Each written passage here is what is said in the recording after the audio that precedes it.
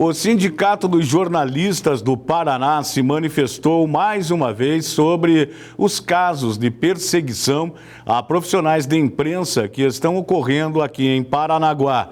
Vamos acompanhar. O Sindicato dos Jornalistas do Paraná se manifestou sobre a ameaça sofrida pelo jornalista e apresentador da TVCI, Tony Lagos. No último sábado, o motorista da prefeitura, Luiz Carlos Barbosa Brito, veio até a sede da emissora para ameaçar o jornalista, acompanhado de outros 2 carros. As câmeras de segurança da TV flagraram toda a ação. O fato aconteceu após a TVCI noticiar a prisão do seu filho, Renan Brito, superintendente de assuntos governamentais da prefeitura. Renan Brito foi preso pela Polícia Federal no fim da semana passada por suspeita de tráfico internacional de drogas. É inaceitável a gente ter que ainda lidar com perseguição a profissionais que só tem uma função, né? Que é levar a informação da sociedade.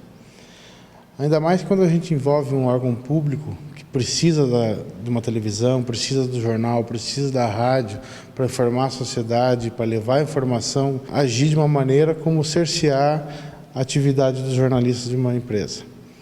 A gente não admite esse tipo de atividade, a gente busca sempre que o direito de trabalhar do jornalista seja garantido, ele tem o direito de fazer informação e não dá para aceitar que esses episódios de perseguição, que esses episódios de tentativa de cercear a censura que está sendo imposta à TVCI, com os profissionais da TVCI, continue. O sindicato deve buscar meios para a gente defender os profissionais da empresa. Nós vamos levar as autoridades a tudo que tiver ao nosso alcance para que a gente possa fazer com que essa perseguição cesse e os jornalistas tenham o seu direito de trabalhar preservado e possam informar a sociedade. Dados da Associação Brasileira de Jornalismo Investigativo, a ABRAGE, revelam que Paranaguá foi considerada a 2ª cidade do Brasil em censura prévia a jornalistas. As tentativas de calar o jornalismo aqui na cidade têm sido recorrentes e de várias formas. Em 2012, por exemplo, a jornalista Andressa Orbic foi hostilizada enquanto buscava uma entrevista na sede de um partido político na cidade. Que notícia? Nós não sabemos de notícia nenhuma. Que foi revogado, habeas corpus sobre quem? Maranhão, do Cheiro. O que o partido tem que declarar sobre isso? Se vocês querem, não o que vocês Nós desconhecemos o interesse de vocês, então, inclusive, de vir à sede do PSDB. Vamos dar um exemplo claro. Um determinado traficante foi preso na rua, vocês perguntam que militância partidária ele tem e vão à sede de um partido político na cidade para perguntar se ele é... Aproveite a gravação aí e vamos registrar isso, né? Se ele é militante de um determinado partido. Eu não entendo a conexão que vocês querem fazer com o PSDB. Então, qual é a conexão que vocês querem fazer? É política? A equipe de jornalismo do Jornal dos Bairros de Paranaguá tem recebido diversos tipos de ameaças também. As câmeras de segurança do jornal flagraram um carro suspeito em frente da sua sede. Mesmo diante de tantas ameaças, o jornalismo tem revelado situações de relevante interesse público para a sociedade de Paranaguá.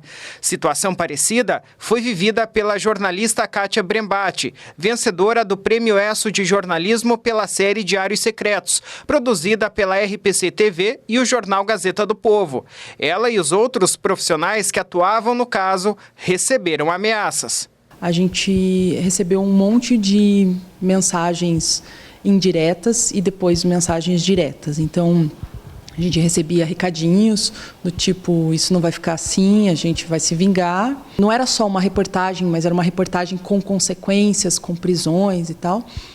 Começaram a chegar mensagens para a gente de que a gente não ia amanhecer, de que alguma coisa ia acontecer para que a gente aprendesse a lição, né? Então, é uma tática recorrente de pessoas que tentam intimidar a imprensa, usar tanto mensagens diretas, quanto recadinhos de vocês não têm medo de fazer isso, vocês não têm medo de mexer com esse tipo de assunto, né?